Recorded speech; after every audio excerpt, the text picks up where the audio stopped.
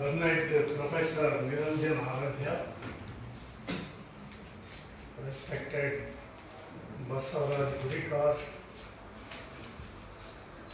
my young friend Labib Shafi, a good friend of mine whom I met after 35 years, Firoz Ahmed. Ladies and gentlemen, before I start my presentation, I would like to present two of my problems.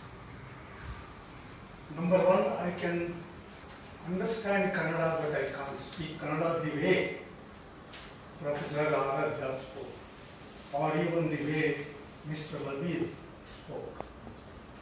Therefore, kindly permit me to speak in English. Number two, I am basically a student of economics. I have never, tried my hand at education, but only because Dr. Naseem Ahmed met me and asked me to write a note on education in Karnataka and whatever has the budget provided for education. Please write a note. When he said this, I did oblige. So that's the only qualification for me to be standing before you. The purpose of my presentation is twofold. Number one, I would like to identify the deficits in education in Karnataka, education system in Karnataka.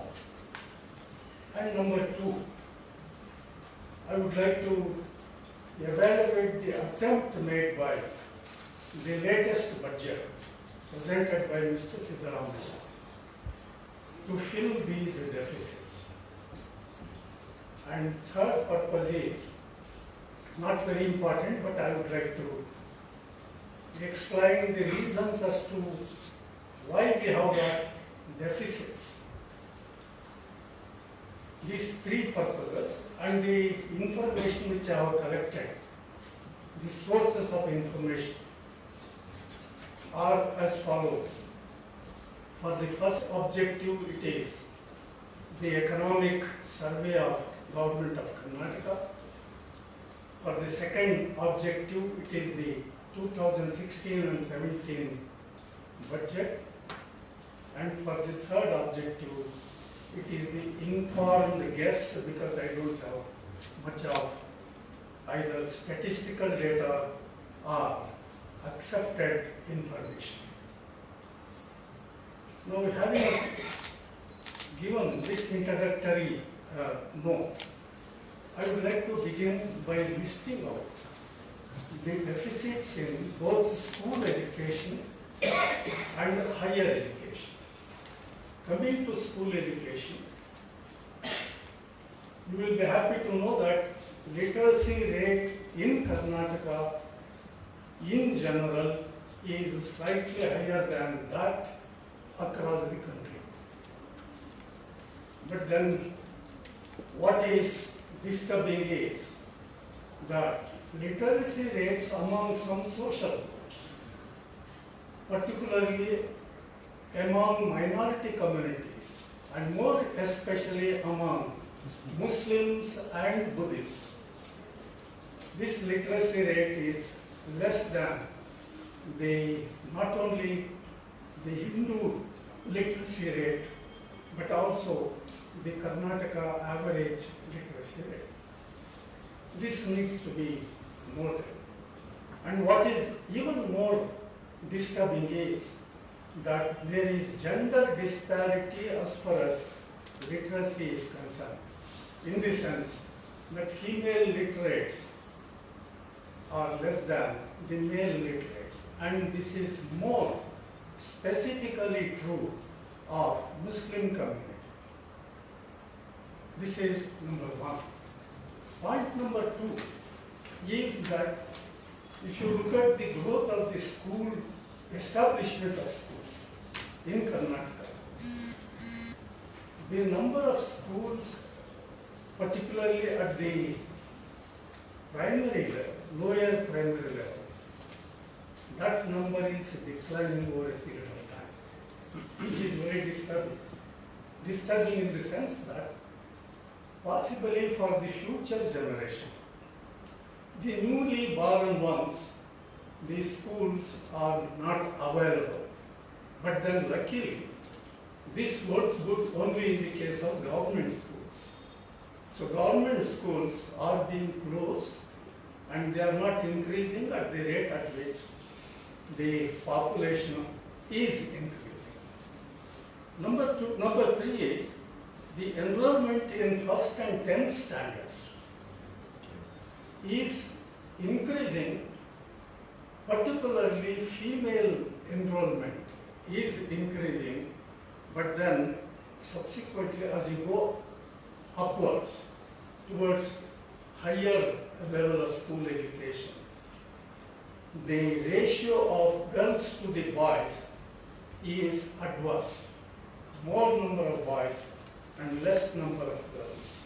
And this is also, important when we look at the dropout rates. The dropout rates also show a tendency to increase as you move from first standard to 5th standard, from there to 10th standard. And this is true of girls. More particularly in their case, dropout rate declines after 7th standard, and there is a steep decline after 10th standard. And this is true of, as usual, Muslim girls. Then, we have got under the universalization schemes, we have got funds available, schemes are there and so on. Notwithstanding that, as Dr. Aradhya was referring to, the infrastructure availability is very poor at the school level. Particularly the 8 fundamental requirements of schooling. It's simply a disaster if you visit and see some of these schools. And I had the opportunity of visiting some Urdu schools. I do not want to say anything about the infrastructure facilities that are available, particularly in the Urdu schools. Now, the data that is available with me suggests that 1.5% of the schools do not have buildings. Then 19% of the teachers are not available, as against the total number of teachers sanctioned. 19% of the teachers have, the posts have not been filled, which means the primary schools, both lower and higher primary schools, are running without adequate number of teachers, which will impact on the quality of teaching. How did you say 90%? 19, please. Now, it is true that in the case of secondary education, RMSA scheme is there, but then the economic survey clearly shows that in the case of government schools, not much improvement has taken place. And this is as far as school education is concerned. What about the pre-university education? What are the deficits? Number one, in the case of government institutions, their numbers are less than half of the private PUC institutions. And that supports the point given by Professor Aradhya that education now has become corporatized and it has become business. And that there is a lot of money involved in education, more particularly at the PUC level. So more number of PUC colleges are being opened by private entrepreneurs. So this is something which we have to ponder about. But there is a disturbing development as far as PU education is concerned, that at this level, attrition rates, that is student dropouts at the PU level. At the first year itself, 17% of the students, drop out of education. At the second year, 20% of the students drop out. Why is this happening? Maybe poverty conditions. Maybe these students are not in a position to cope with the kind of education that is being imparted. I have no idea, but then the experts may like to explain this. And what is even more disturbing is 50% of the PU students have joined arts stream. They take arts courses. Of the remaining, some take commerce and very small number of them choose science. And science is a hard subject, arts is a soft subject. Why is it that more number of children choose a soft subject for their higher studies? That needs to be looked into. And nearly 65% of the students who join science stream, they choose to go in for professional courses like medicine and technical courses like engineering. And those the remaining ones, they just drop out of the education stream, except for the few who may get into degree college to continue their Bachelor of Science degree.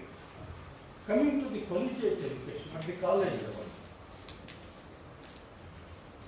luckily, at the college level, the number of government institutions, the degree college level, government institutions more than the private degree colleges.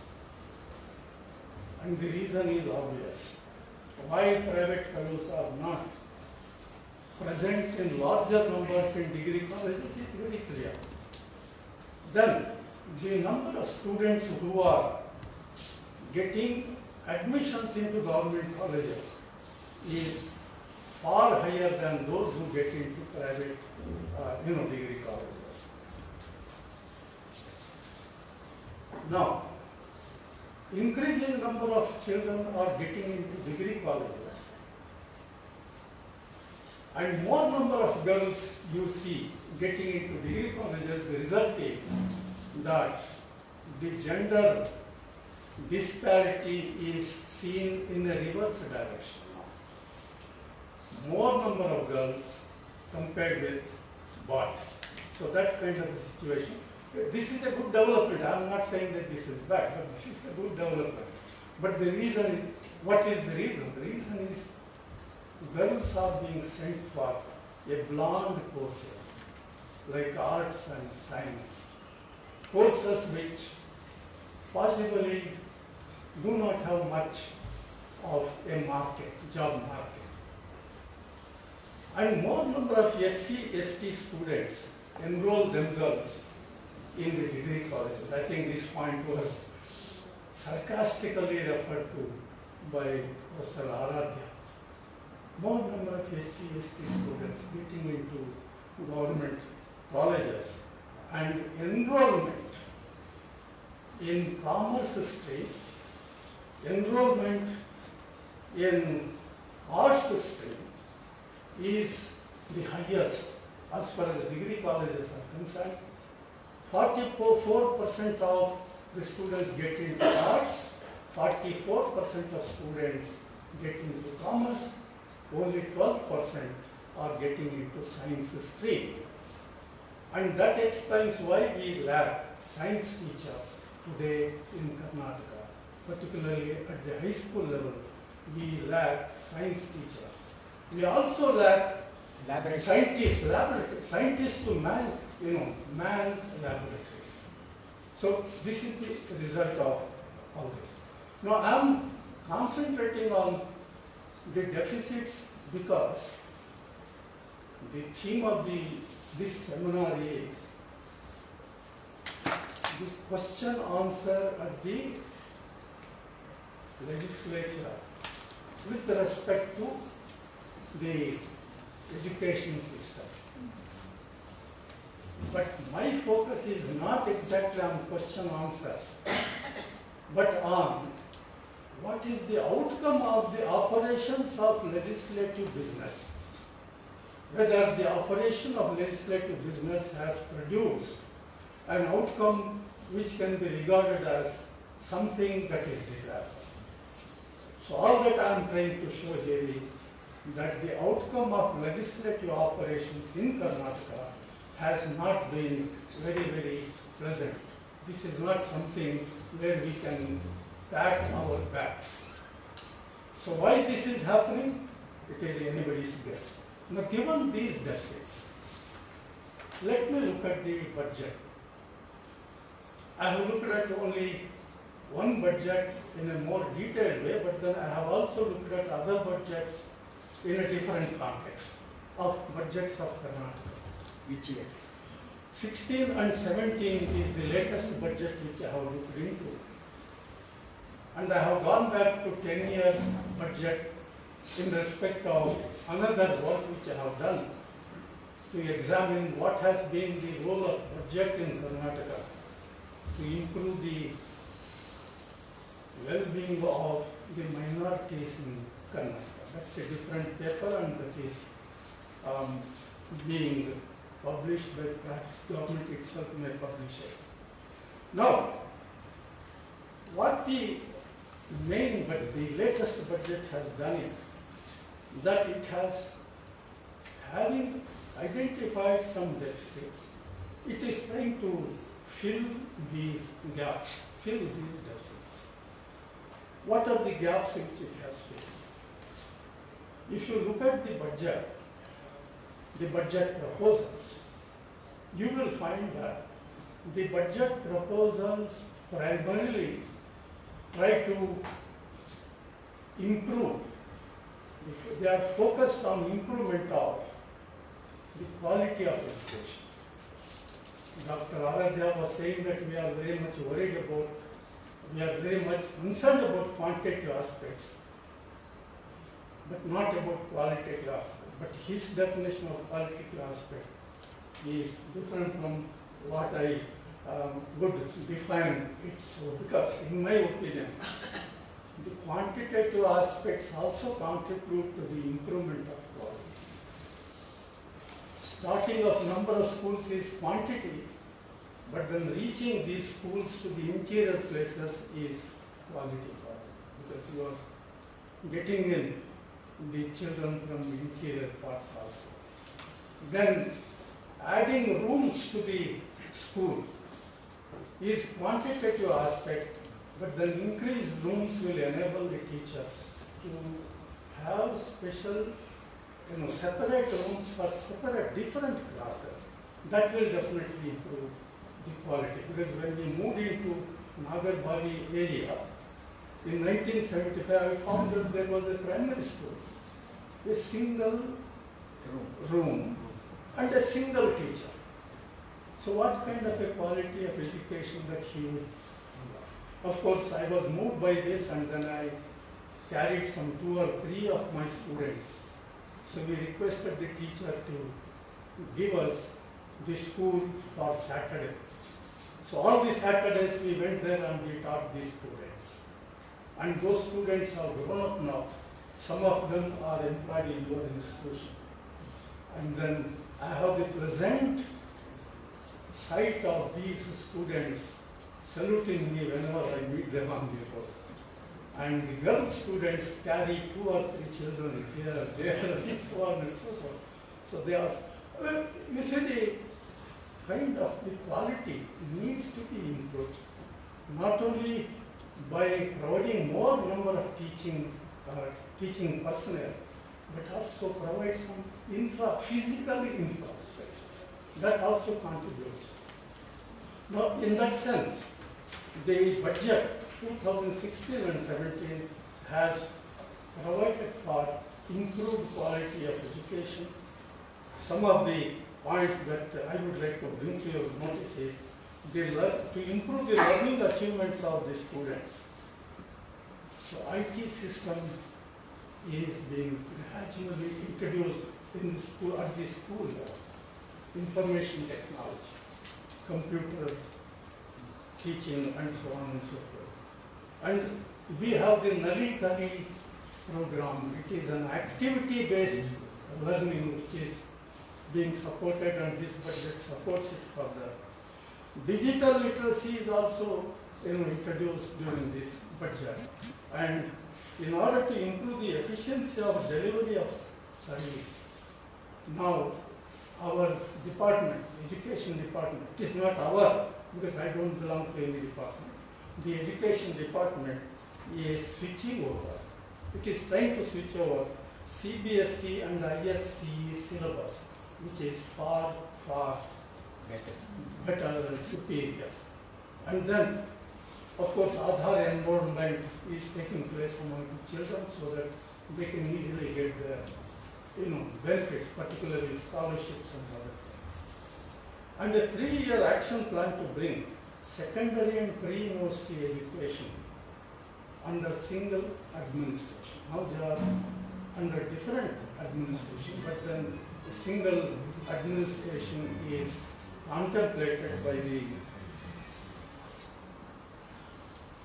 the government. Now for all this, the budget provides for 17,400 crore rupees during the current year. So money is not a problem, it is provided. But how this money will be spent, how the infrastructure facilities will be provided, is something which has to be looked into. But I have no access, I don't have access to information on how this is being done. Then we go to higher education. As far as higher education is concerned, one important proposal is to evolve and implement a human resource centric education. The kind of education that we have been imparting needs to be replaced by human resource development education, which means, in effect, some skills are to be given to them. Not only language skills, not only skills of art, but possibly skills that enable these children later on to be able to access job opportunities, not only in the government sector, but also in the private sector. That kind of a program is being contemplated under the present budget. And then job-oriented courses are being proposed to be started in the engineering colleges, so that these courses are thrown open to students who are possibly dropouts, students who have not been able to get into engineering colleges directly, and so on. And finally, 3 centers of excellence are proposed to be established. 3 centers to be established in Bengaluru University, Tumkur University, and the Vishwesvaraya Technological University. This will actually upgrade the technical capabilities of our students who are in this particular stream. So that is what the budget proposes to do. Now, the last question I would like to ask here is, has the budget addressed all the problems, all the deficits which I have identified? The answer is no. Only a few deficits have been addressed by the present budget. And what are the deficits which the present budget has not addressed? Number one, the question of closure of schools. No reference to that in the budget. Number two, the declining enrollment rate in the primary school, lower primary school. And number three, the question of dropout rates, particularly among the girl children. High attrition rates at PU level and reduced choice of science by the children, and deficits found in respect of school buildings and teachers. These issues have not been addressed. And we take about a couple of minutes to conclude. I am concluding. Now this is the three points I want to give to your notice. One is, this budget is for one particular year. Given that the budget is for one particular year, if you have addressed all these issues, which are the cumulative effect of the drawbacks which the government faced earlier, it is very difficult to allocate budget resources to all these issues. So the finance minister possibly thought that he should use a developmental strategy which is known as the big push strategy. You need to give a big push to a particular issue instead of distributing small amount towards small issues, each several number of issues. So maybe because of this strategy, he has not been addressed, we have not been able to address all the questions. Number two, the question of enrollment in government schools being lower arises on account of the preference of the parents for English medium education, which is not only fashionable today, but which is rightly or wrongly supposed to be a passport to job opportunities. Therefore, the state has very little control over this. Possibly, if the government schools also, in some form, improve the quality of English education in the schools, as Aradhya was talking about, so things may improve. And as far as the dropout rates, there is a special problem. Dropout rates, particularly among girls, is more. That is because after the 7th standard, dropout rates are likely to be more because that is the age when the girls mature. Meaning, some of the girls are likely to mature. Once the girl is mature, then parents, particularly in the rural areas, more so in the case of some social groups like Muslims, would hesitate to send their children away from the village, away from their hometown. So that explains why the dropout rates are lower. And in many cases, girl children are not sent to PU college because parents are very anxious to have their daughters married off, especially those who are not educated. Uneducated parents would like to, as far as possible, as early as possible, marry them off. And that's the reason why many of the dropout rates we have seen in the field, we have seen how the dropout rates are accounted for by the possibility of marrying these girls out. This is what I think explains why this budget has not addressed all the issues. But last point is, why do we have to depend only on the government for improving our education system? This question I was in before this group. Don't you think that people have a role to play? NGOs have a role to play. Social workers, intellectuals also have a role to play.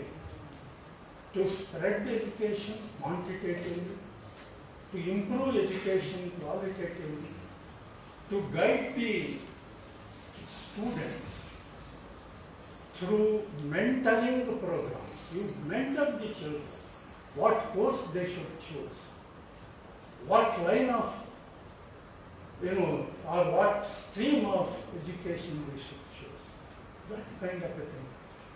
Don't you think that there is some room for the non-governmental effort?